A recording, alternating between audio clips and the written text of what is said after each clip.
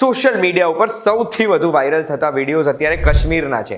જે કાશ્મીર શિયાળામાં બરફની નીચે ઢકાઈ ગયેલું હોય એ કાશ્મીર આજે ડ્રાય અને બંજર દેખાઈ રહ્યું છે. એનું કારણ બહુ જ બધી જગ્યાએ એલ નીનો લખેલું છે. તો આ એલ નીનો હોય શું એ જો તમે જાણવા માંગતા હોય તેના માટે ધ્યાનથી સાંભળજો. હું તમને એક વાત કહું.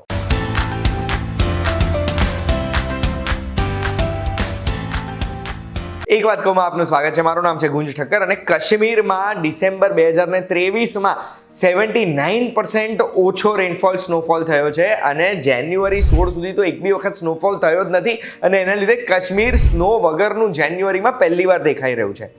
એનું કારણ બધા એલ નીનો કહે છે. તો એલ નીનો હોય શું? તો એલ નીનો સ્પેનિશ વર્ડ છે જેને આપણે ટ્રાન્સલેટ કરીએ તો નાનો બાળક એવું ટ્રાન્સલેશન થાય છે, લિટલ ચાઇલ્ડ. હવે એલ નીનો આપણા પૃથ્વીની જ એક વેધરની પેટર્ન છે જેના લીધે પૃથ્વી નોર્મલ કરતાં વધારે ગરમ થતી હોય. આમાં હું તમને સમજાવું. પૃથ્વી એક જોવા જઈએ તો મોટો ગોળો જ છે અને એમાં હવાઓની બહુ જ બધી અલગ અલગ પેટર્ન્સ ચાલતી હોય અને જે અલગ અલગ હવાઓ ચાલે છે એના લીધે બધે અલગ અલગ સિઝન્સ બદલાતી હોય છે.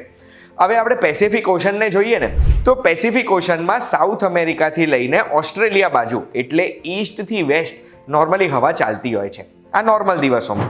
હવે આજે ઈસ્ટથી વેસ્ટ હવા ચાલે છે એના લીધે શું થવાનું, જે પેસિફિક ઓશનનું પાણી છે એ જે સરફેસની નજીકનું પાણી છે એ પાણીને પણ હવા ધક્કો મારીને વેસ્ટ બાજુ લઈ જશે એટલે ઓસ્ટ્રેલિયા બાજુ લઈ જશે.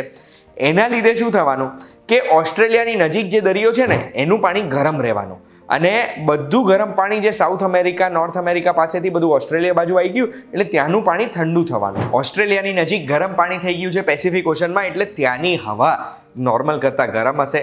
ગરમ હવા ઉપર ઉઠે અને એટલે જ જે પાણીનું ભેજ હશે, ભેજવાળું પાણી એ ત્યાંથી ઉપર જશે અને એ વાદળો પાછા હવામાં જશે. એ વાદળો પાછા જશે ઈસ્ટમાં અને સાઉથ અમેરિકાની બાજુમાં જઈને વરસાદ પડશે. હવે આ પેટર્ન છે એ નોર્મલ પેટર્ન કહેવાય ને આનાથી જ બધે સિઝન જળવાઈ રહે. પણ દર 2 થી 7 વર્ષે એક વખત શું થતું હોય છે કે ઈસ્ટથી વેસ્ટ જે હવાઓ જઈ રહી છે ને એ હવાઓની ગતિ અને એનો વેગ ઘટી જાય. એ ઘટેલી અને ઓછા વેગવાળી હવાઓના લીધે જે સાઉથ અમેરિકા પાસે દરિયામાં જે ગરમ પાણી હોય ને સરફેસનું એ બધું પાણી છેક ઓસ્ટ્રેલિયા સુધી નથી જતું પણ સેન્ટરમાં બધું ભેગું થાય છે કારણ કે હવા વિખરાયેલી છે.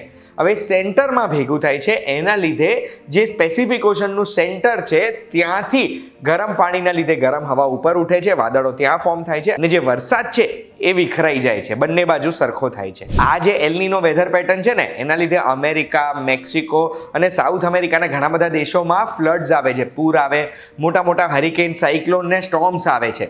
આ બાજુ ઓસ્ટ્રેલિયા અને સધર્ન એશિયા, ભારત સહિત બધે દુકાળનો માહોલ થાય છે, ગરમી વધે છે, પાક ઓછો થાય છે, વરસાદ ઓછો થાય છે. બેસિકલી એલ નીનો એટલે હવાની એ ફેરબદલ છે જેના લીધે ભારતમાં ભેજવાળી હવાઓ ઓછી આવે છે જેના લીધે વરસાદ અને સ્નો ઓછો પડે છે. જેટલી વખત પૃથ્વી ઉપર એલ નીનો થાય છે દર વખતે એની ઇફેક્ટ અલગ અલગ જ હોય છે અને ઘણા બધા એક્સપર્ટ્સ અને ક્લાઇમેટ ચેન્જ સાથે બી કનેક્ટ કરે છે કે ક્લાઇમેટ ચેન્જના કારણે એલ નીનોની અસર પણ બદલાઈ રહી છે. કાશ્મીરમાં જે સ્નો નથી દેખાયો એ પણ ક્લાઇમેટ ચેન્જ હોઈ શકે, પૃથ્વી વધારે ગરમ થઈ રહી છે. તો એમાં ટેકનિકલી છે ને આ એક ચક્રવ્યૂહ છે. ચક્રવ્યૂહ શું છે? પૃથ્વી ગરમ થઈ રહી છે એના લીધે એલ નીનો જેવી વેધર પેટર્ન્સ થઈ રહી છે જે વેધર પેટર્ન્સ પૃથ્વીને નોર્મલ કરતાં વધારે ગરમ કરે છે. બેસિકલી ગરમ થતી પૃથ્વી વધુ ગરમ થશે અગર આપણે નહીં સમજીએ તો.